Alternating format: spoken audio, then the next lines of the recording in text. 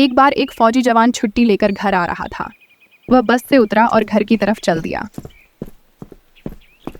रास्ते में उसे एक जंगल से होकर गुजरना था।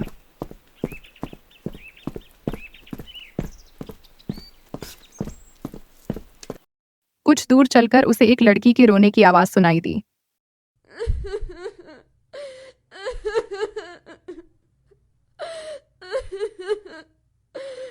पास जाकर उसने देखा कि एक सुंदर लड़की दुल्हन के कपड़ों में बैठी रो रही थी।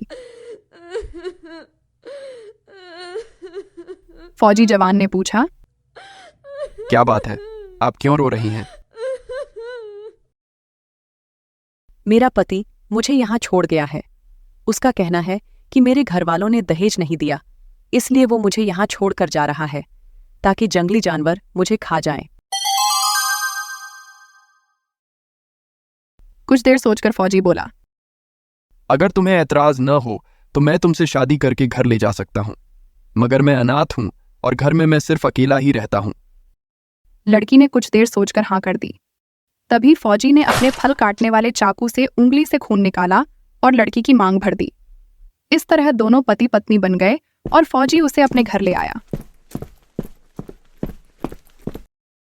घर आकर दोनों आराम से रहने लगे। फौजी दिन को घर से बाहर जाया करता था। एक दिन वो लड़की बोली, जब भी आप घर के आंगन में पहुंच जाएं तो खांस दिया करें। मैं समझ जाऊंगी कि आप आ गए हैं। फौजी आगे से ऐसा ही करने लगा।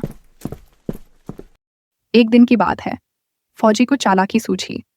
उसने सोचा, आज मैं बिना खांसी की आवाज किए अंदर चला जाता हूं। ऐसे सरप्राइज करने में बड़ा मजा आएगा। इसलिए वो बिना खांसी किए घर के अंदर चला गया। जब वो रसोई में पहुंचा तो वहां का दृश्य देख उसके होश फाख्ता हो गए। लड़की की दोनों टांगें चूल्हे में जल रही थीं और अपनी सांप जैसे लंबी जीभ से उसने पतीला चूल्हे के ऊपर पकड़ रखा था और खाना बना रही थी। लड़का दबे पांव वापस आ गया। जब वो घर से बाहर जाने लगा तो दरवाजा ही नहीं खुला। तभी वो लड़की आई और उसे देखकर हैरान हो गई।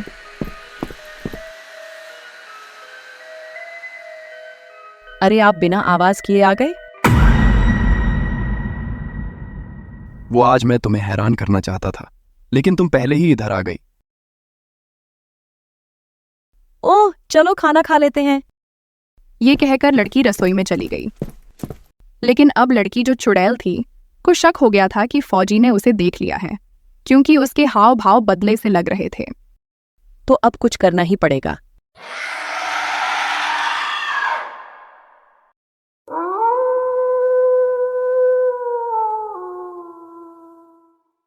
रात को जब फौजी सो रहा था तो चुड़ैल उसके पलंग के पास आई और सर के पास जाकर बैठ गई।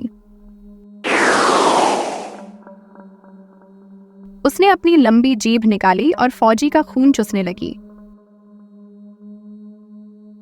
लेकिन फौजी ये सब पलंग पर लेटा हुआ हल्की सी आंख खोलकर देख रहा था और सोने की एक्टिंग कर रहा था।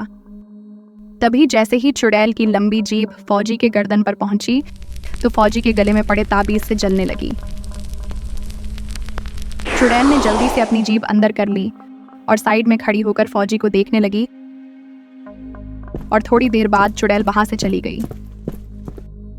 फौजी ने राहत की सांस ली और सुबह होने का इंतजार किया। सुबह होने के बाद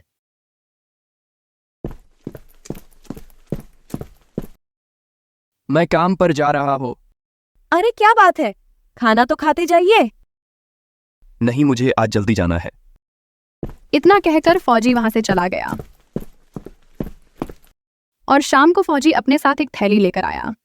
थैली को देखकर लड़की कहती है, आज आने में बड़ी देर हो गई और आप ये क्या लेकर आए हो अपने साथ? अरे कुछ नहीं है, वह मेरे काम का सामान है कुछ। चलो जल्दी से खाना खाते हैं क्योंकि रात बहुत हो चुका है ना। वह लड़की कुछ देर तक बिना कुछ बोले वहीं पर खड़ी रही। उसके चेहरे पर एक भी एक्सप्रेशन नहीं था और फौजी को देख रही थी। यह सब देखकर फौजी के पसीने छूटने लगे।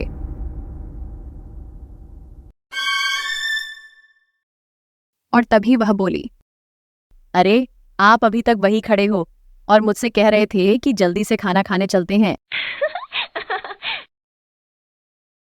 फिर वह लोग जल्दी से खाना खाकर सो जाते हैं। कुछ देर बाद चुड़ैल फिर से आती है और लंबी जीभ निकालकर जैसी ही फौजी का खून चूसने ही वाली थी, तभी फौजी जवान उठा और बगल में रखी बोतल उठाई। चुड़ैल उसकी तरफ लपकी, लेकिन इससे पहले ही लड़के ने बोतल से गंगा जल निकालकर उस पर फेंक दिया। चुड़ैल धूप धूप कर जलने लगी।